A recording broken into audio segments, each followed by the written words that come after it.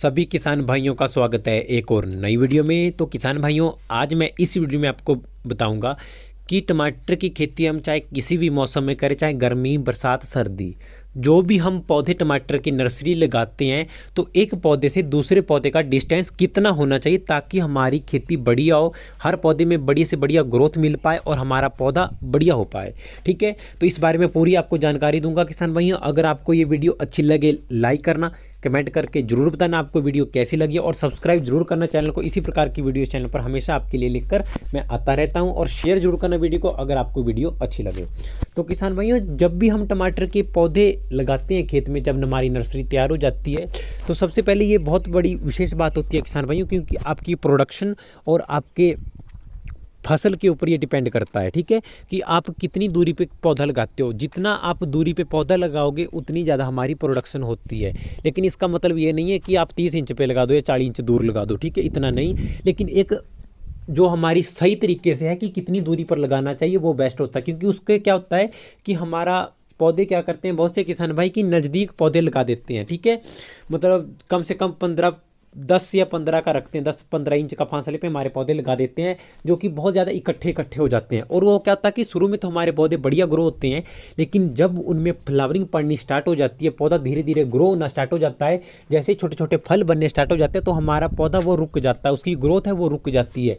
जो फल लगे हुए होते हैं वही रहते हैं, उसके बाद उसमें ग्रो नहीं होता, क्योंकि जो हमारे पोषक तत्व होते हैं वो पौधे को प्रॉपर नहीं मिल पाते हैं। क्योंकि जितने ज़्यादा इकट्ठे पौधे होंगे, नज़दीक पौधे होंगे, तो हर पौधा पोषक तत्व मिट्टी में से लेगा। जड़ें, पानी, असर, जो भी हम खाद डालें वो जड़ों के माध्यम से पौधे का भोजन बनेगा, तो वो नहीं बन पाएगा और पौधे की ग्रोथ हमारी ऑटोमेटिकली रुक जाती है। तो अगर मैं आपको नॉर्मली एक किसान भाइयों बताना चाहूँ, जो नॉर्मली आपको बेस्ट होता है किसान भाइयों, 18 से 24 इंच के बीच में हमारा पौधा लगना चाहिए। ठीक है, मान लीजिए कि पहला पौधा आपने 1 इंच पे लगाया तो दूसरा पौधा हमारा होना चाहिए 18 इंच पे।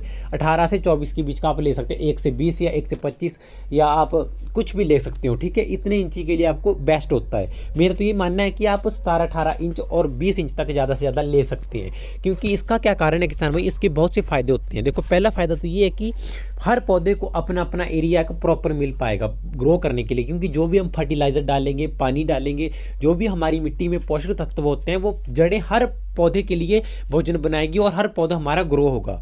अगर हम दूर लगाएं तो उससे क्या होता है कि एक तो हमारा पौधा फर्टिलाइज्ड होगा, पौधा हमारा ज़्यादा से ज़्यादा ग्रो होगा, क्योंकि पोषक तत्व तो प्रॉपर मिल पाएंगे जितने की पौधे को चाहिए होते हैं। अगर हम लगा देते हैं नज़दीक तो उससे क्या होता है कि पोषक तत्व हमारे सभी पौधों को नहीं मिल पाते हैं और हमारा पौधा शुरू में तो ग्रो होता है। दूसरा होता है कि किसान भाइयों की जब हम नज़दीक लगा देते हैं तो हमारी जो टहनियाँ निकलती हैं वो सिकुड़ जाती है, इकट्ठी हो जाती है। बहुत सी टहनियाँ छोटी छोटी ऐसी होती हैं, रूट्स ऐसी होती हैं जो पत्तों के बीच में रह जाती है, जो कि ऊपर की तरफ निकल ही नहीं पाती।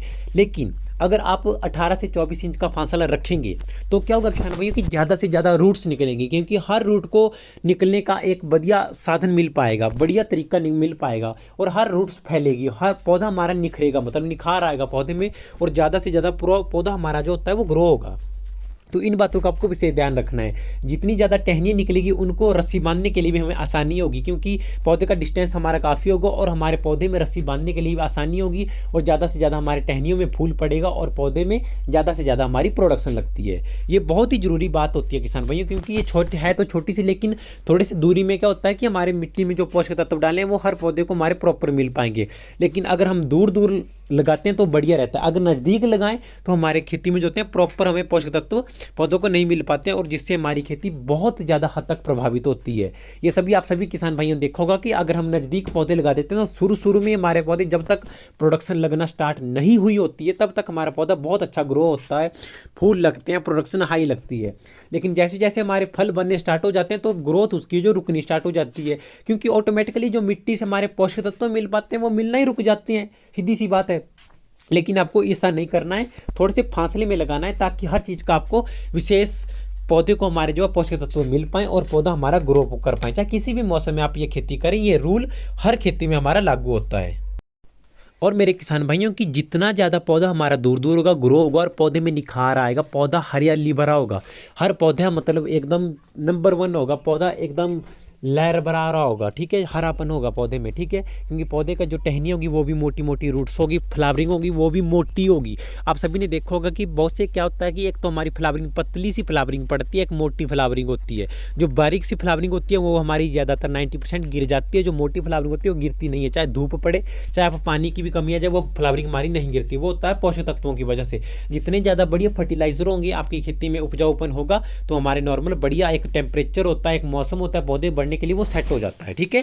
तो इन बातों का आपको विशेष ध्यान रखना है, इतना आपको फासला रखना ही रखना है, क्योंकि पौधे में ज़्यादा से ज़्यादा टहनियाँ निकलती है, तो आपको इतने ज़्यादा नज़दीक पौधे लगाने की कोई भी आवश्यकता नहीं है। जितनी ज़्यादा दूर लगाओगे उतना ही आपके लिए बेस्ट रहेगा, हमारी खेती ज़्यादा से ज़्यादा ग्रो हो पाएगी। और किसान भाई, आपको कोई भी वीडियो में देखा होगा कि मैंने हमेशा गोबर खाद का प्रयोग किया। देखो जैसे आप वीडियो में देखते हैं, ये गोबर मैंने सड़ा हुआ गोबर फेंका हुआ था, जो कि मैंने पौधों में गुड़ाई करने के पहली गुड़ाई फेंकी की थी, तब मैंने इनके जड़ों के साथ साथ फेंका था, इनकी मिट्टी के बराबर में।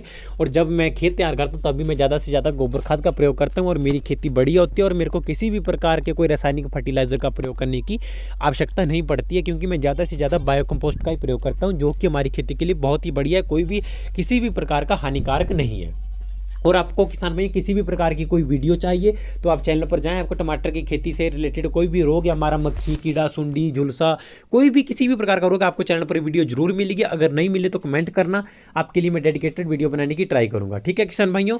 तो आप सभी को इन बातों का विशेष ध्यान रखना है, तभी हमारी टमाटर की खेती बढ़िया होती है। और हर प्रकार के आपको टाइम टू टाइम पानी हो गया, जल निकासी व्यवस्था होगी, है ना, ठीक है, हर चीज़ का आपको विशेष ध्यान रखना पड़ता है। टेम्परेचर हो गया, हमारा धूप किस हिसाब से पड़ती है, मिट्टी किस टाइप की है, इन चीज़ों का आपको विशेष ध्यान रखना है, तभी हमारी जो टमाटर की खेती अच्छे तरीके से ग्रो कर पाती है और बढ़िया से बढ़िया हमें प्रोडक्शन मिलती है, तभी हमारे फलों का साइज़ भी बन पाता है। अगर हम थोड़ी सी दूरी में पौधे लगाएंगे, क्योंकि पौधे को फलों में बढ़ने के लिए हमारे पानी और पोषक तत्व पर्याप्त मात्रा में चाहिए होते हैं। और मेन जो हमारी खेती में प्रभावित करता है वो होता है हमारा खरपतवार, उसका भी नियंत्रण टाइम टू टाइम करें।